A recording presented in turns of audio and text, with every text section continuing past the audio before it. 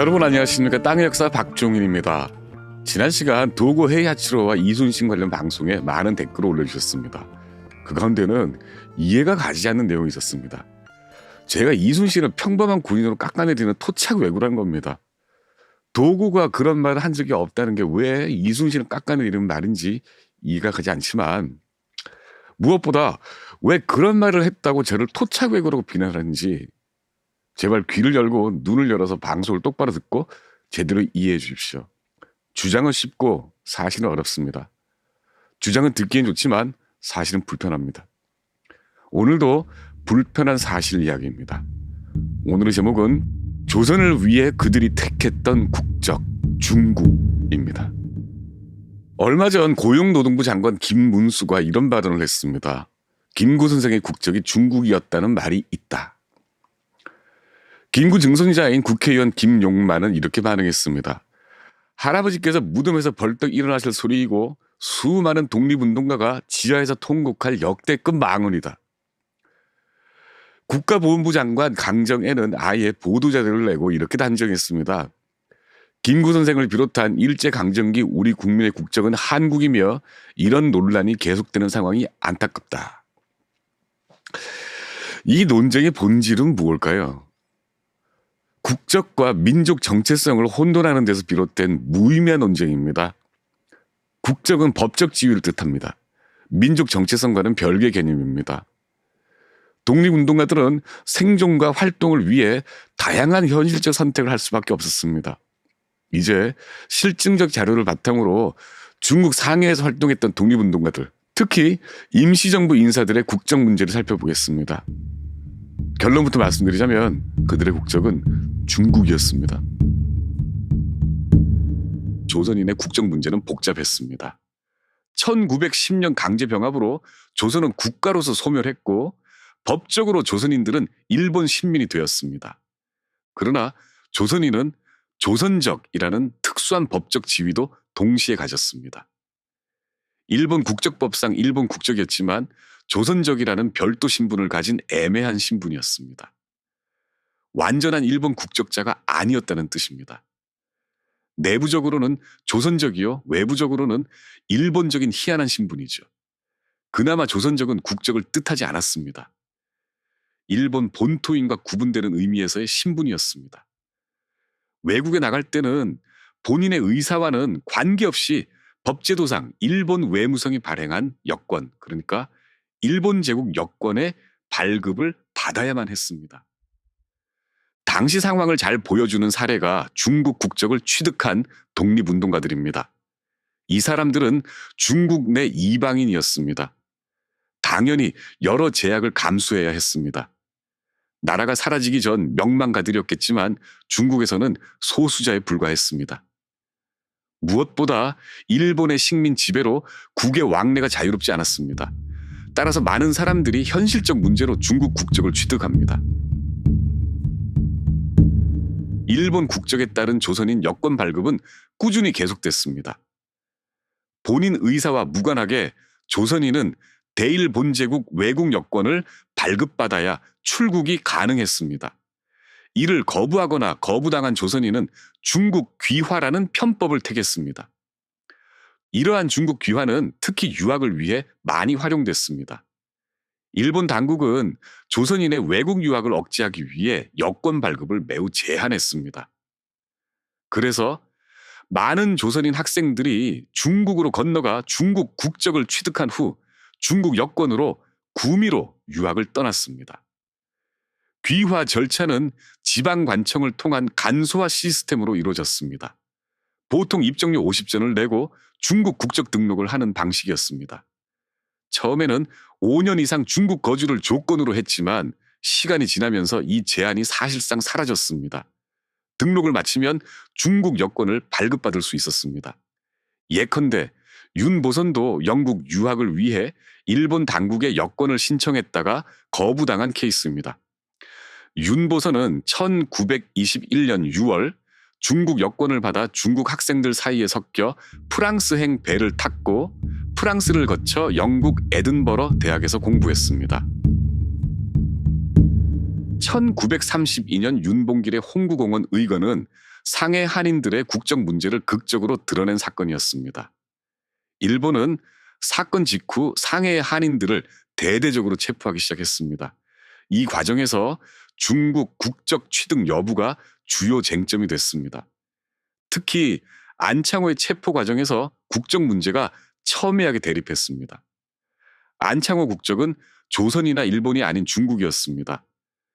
중국 당국은 안창호가 중국 국적법 제4조 1항에 의해 중국 국적을 획득했으니 재판 관할은 중국에 있다고 주장했습니다. 일본 측은 자기네 법과 대한제국 법에 따라 조선인은 국적 상실이 불가능하고 따라서 다른 나라 국적 취득도 불가능하다고 주장했습니다. 안창호는 결국 프랑스 자치경찰에 체포돼 일본에 넘겨졌습니다. 그렇다면 안창호는 왜 조선 국적을 버리고 중국 국적을 취득했을까요? 현실 때문입니다. 나라가 사라지고 더 이상 대한제국, 조선 국적과 여권이 유효하지 않았기 때문입니다. 안창호는 외국 유학과 활동을 위해 중국 국적을 취득한 대표적 인물입니다. 안창호는 1902년 대한제국 외부에서 발급한 여행권, 집조, 청국총영사관 발급 호조, 1924년 중국 상해에서 발급받은 호조, 1920년 필리핀 방문 시 사용한 중국 호조 등 최소 4가지 여행 증명서를 사용했습니다. 대한제국 여권, 집조로 미국 유학을 떠났던 안창호는 1907년 귀국했습니다. 1910년 4월 중국으로 망명했던 안창호는 이후 러시아와 멕시코 등지를 순회하다가 1918년 미국으로 재입국했습니다. 그때 안창호는 대한제국 여권을 거부당했습니다. 나라가 없으니 일본 여권을 받아오라는 것이었습니다. 어렵게 여권 없는 입국 허가를 받은 안창호는 이후 거듭되는 미국 입국 거부에 1922년 마침내 중국 귀화를 신청하고 국적을 취득한 뒤 중국 여권을 발급받았습니다. 이 같은 사실은 윤봉길 의거 당시 안창호 변호인인 미국 변호사 노우드 알만이 장남 필립 안에게 보낸 편지에 구체적으로 적혀 있습니다. 안 씨는 1933년 5월 19일 일본 당국이 참석한 자리에서 내게 1년번호 8531인 본인의 중국 귀화 증명서가 1923년 7월에 발급됐음을 확인했다. 화면에 보이는 이 여권이 안창호가 소지했던 중화민국 여권입니다. 여권에는 출생지가 강소성이고 국적은 중화민국으로 기재되어 있습니다. 게다가 안창호는 이름까지 중국 한문으로 바꾼 창씨 계명을 한 사람입니다. 자, 안창호가 매국노인가요? 국회의원 김용만이나 보훈부 장관 강제긴 주장대로 안창호는 나라를 버린 사람인가요? 그런 발상 자체가 공부가 덜 된 유치한 민족주의적 발상입니다. 안창호는 조선인으로서 정체성을 버리지 않았습니다. 조선인 독립운동가들에게 중국 국적 취득은 생존과 활동을 위한 현실적 선택이었을 뿐입니다. 이제 상해 임시정부 요인들 국적을 살펴보겠습니다.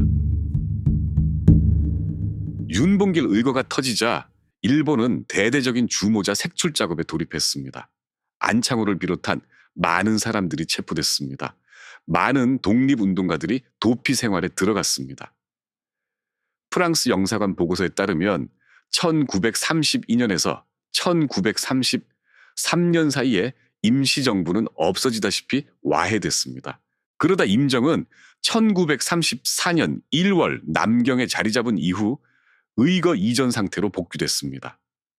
보고서에 따르면 상해 민족주의 한인 조직인 임시정부는 내각과 의정원으로 구성되어 있고 하부 조직에는 난징 한인 군사학교와 대한교민단이 있습니다.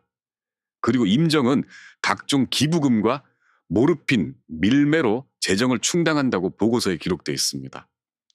1934년 6월 현재 임정 내각은 내무부장 조소왕, 외무부장 김규식, 군무부장 윤기섭, 법무부장 최동호, 재무부장 송병조가 파악되어 있습니다. 또 의회격인 의정원 구성원은 김규식, 양기탁, 성주식, 송병조, 윤기섭, 조욱, 최동호, 문일민, 박창세, 신언제 등입니다. 내각과 의정원이 일부 겹쳐 있습니다. 영사관 보고서 끝에는 이들을 비롯해 1934년 6월 현재 상해에서 활동 중이던 한인들 신상 명세가 첨부되어 있습니다. 이 표에는 이들의 나이와 주소, 직업과 국적이 적혀 있습니다.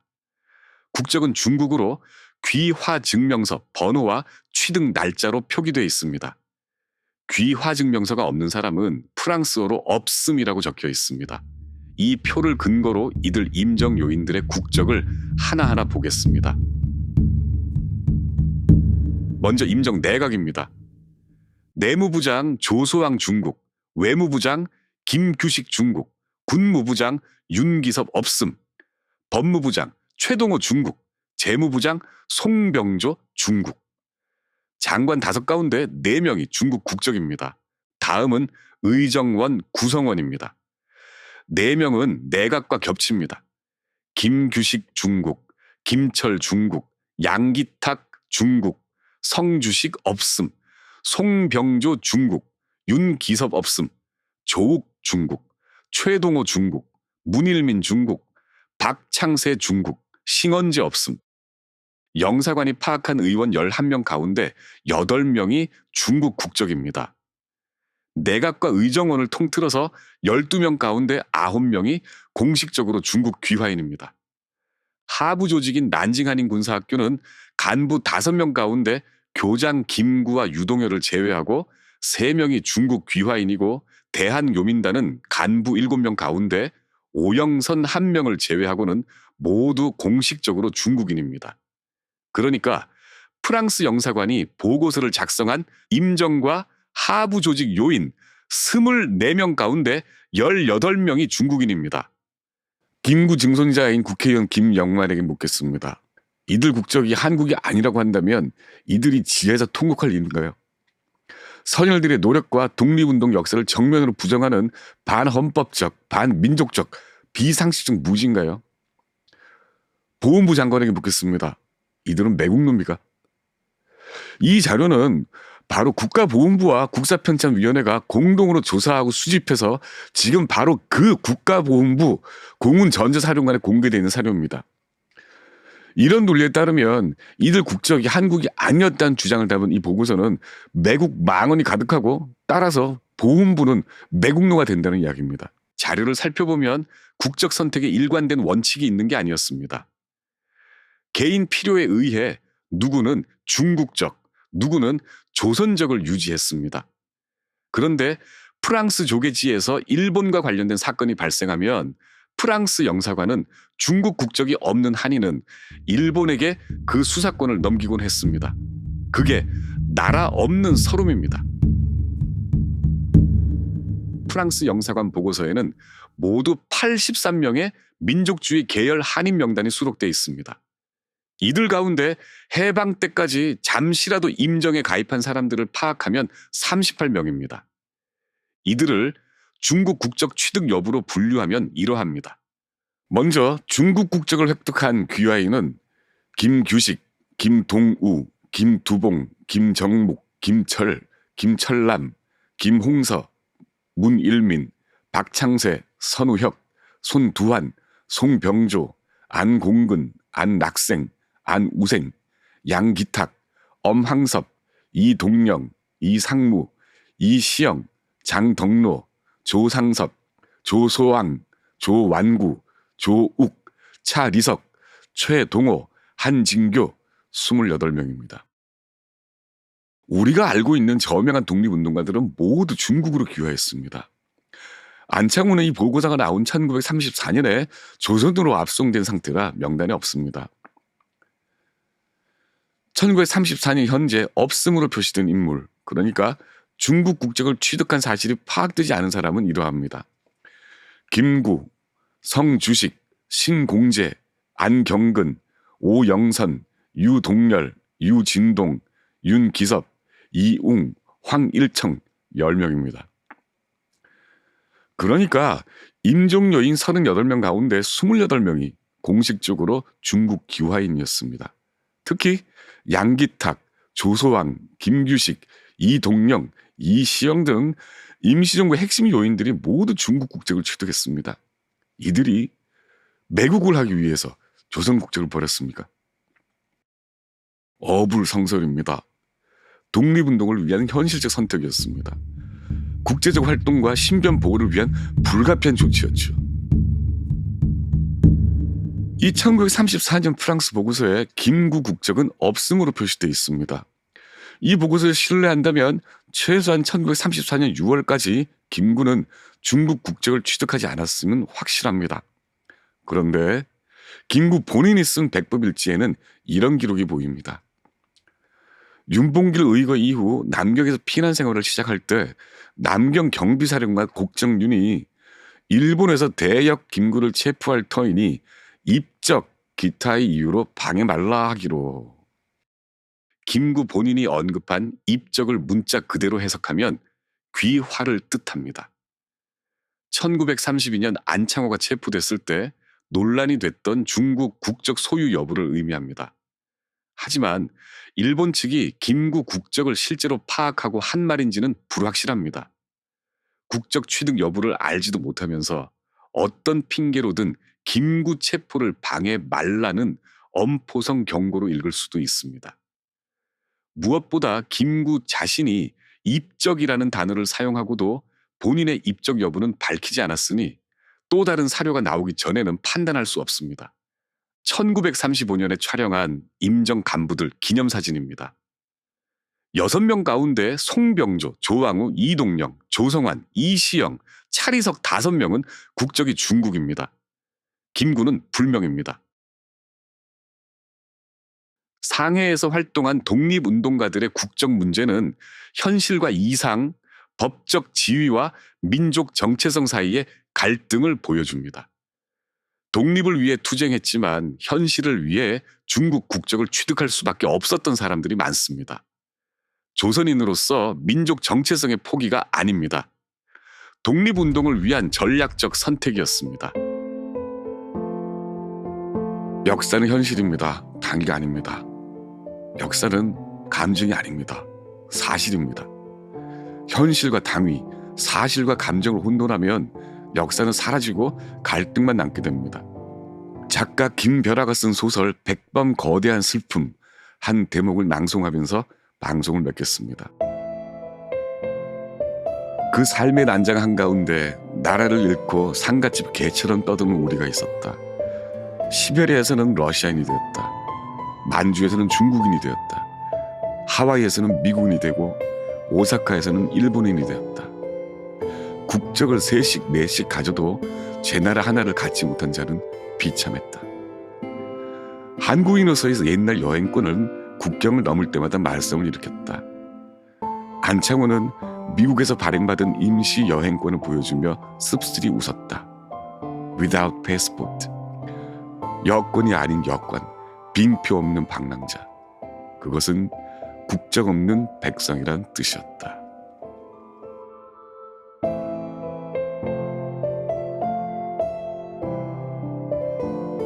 땅의 역사 박종인입니다.